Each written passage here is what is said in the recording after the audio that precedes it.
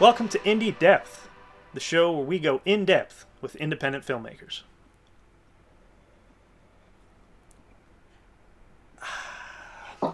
I'm your host, Andrew Froning, and today I have here with me writer, director, actor, Brian McGinley. Welcome to the Hey, show, Brian. good morning. How are you? Doing all right, man. As well as we can be during this pandemic. Yeah, same here. It's really unfortunate times. Um, but fortunately we're doing okay here. I hope you're doing good on your end too. For the most part, yeah, it's a good time to be creative, right? Yeah.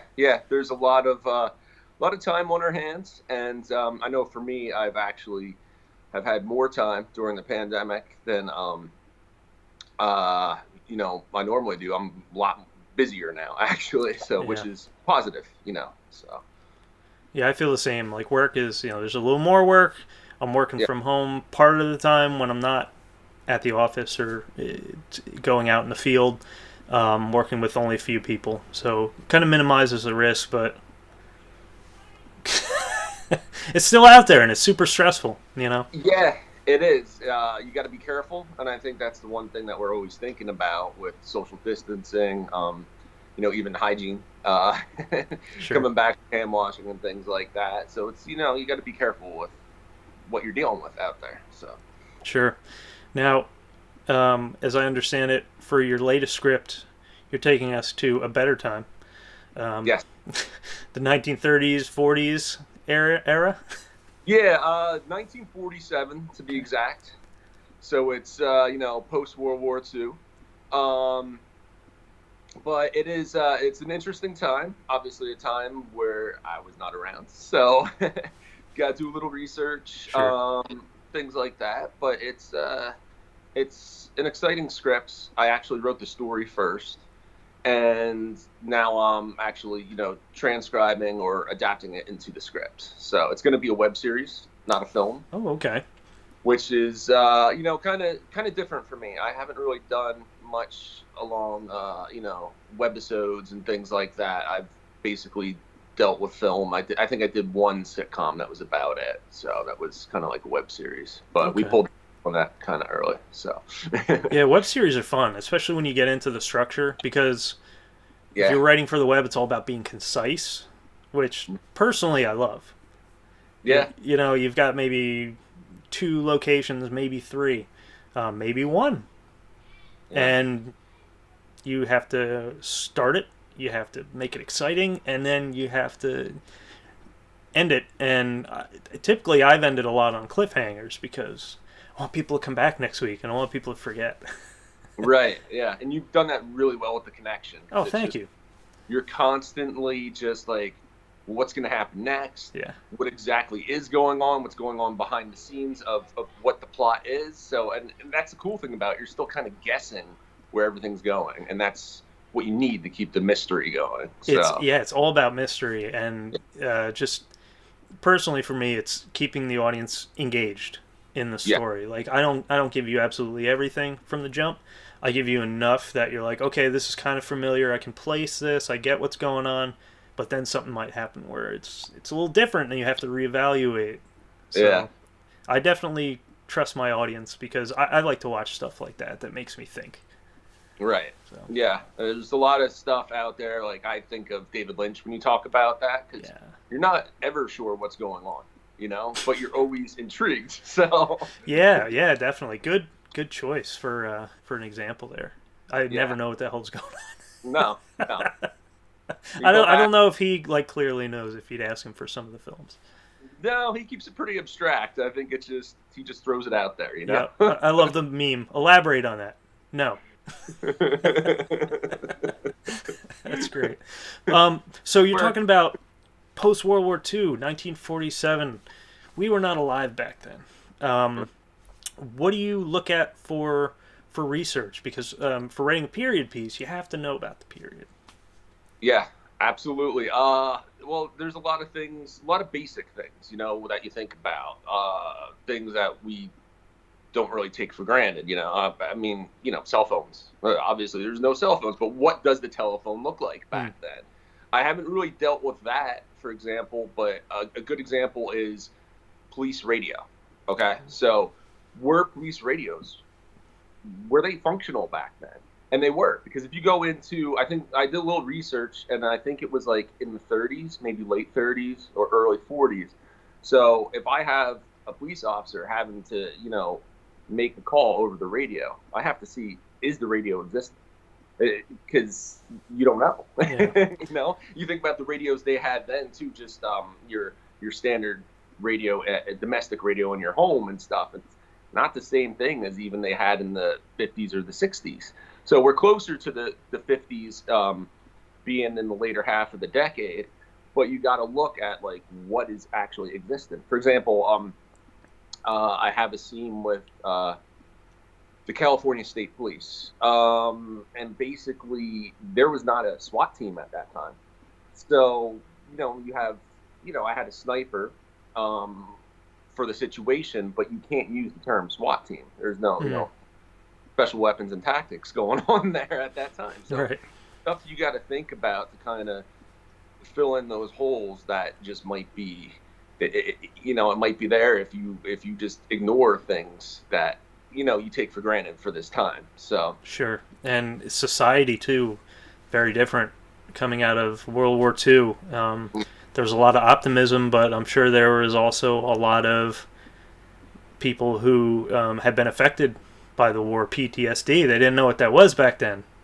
absolutely, yeah. I mean, because when you're in the war back then, it's kind of like, well, now you're back in society. That's it, and you're a man, so you better go and just deal with society, integrate, and just go back to your job. You're back at the plant now, or you're back, at the factory, and people aren't thinking about, being, shell shocked and post traumatic stress and all that stuff. So it is a different time, and you think about the economy and all that.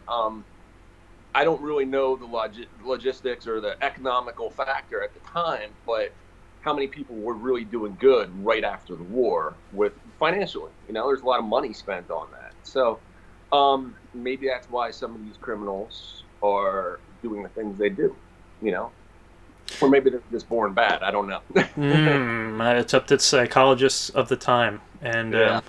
and our hindsight, right? When Right. you're looking at psychologists and all the studies they've done on John Dillinger and everything. Yeah. So what does your script deal with? Like, give us a quick pitch so we know what we're talking about. So it starts with Detective James Killian. It's pretty. I like to get into the stereotypes. So it's kind of stereotypical at first of what a 1940s noir film is. But basically, he comes into his office. He meets, the sexy blonde that needs help from the detective. A lot of cliches like that. But what we have going on with her is she's trying to find someone, as usual. Someone's gone missing, and to basically not give too much away, he's suspected to be kidnapped. And in that case, there's usually almost always a ransom or something like that. So there's kind of, the mystery of James Killian going out, finding some clues. How does he find the clues? And then kind of delving deep into, now, where do I find this guy?